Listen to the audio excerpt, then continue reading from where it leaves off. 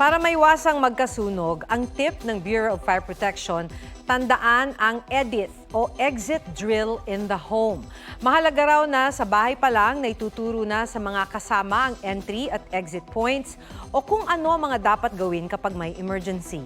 Dapat din daw na matiyak na hindi overloaded ang mga electrical outlet o saksakan. Patayin ang main fuse at main valve ng LPG tanks kung hindi na ginagamit. Kung maaari, mag-invest sa fire extinguisher. Sakali namang matrap sa nasusunog na bahay o gusali, gumamit ng basang tuwalya at itakip sa sarili bago gumapang palabas. Huwag magpahuli sa mga balitang dapat ninyong malaman. Mag-subscribe sa GMA Integrated News sa YouTube.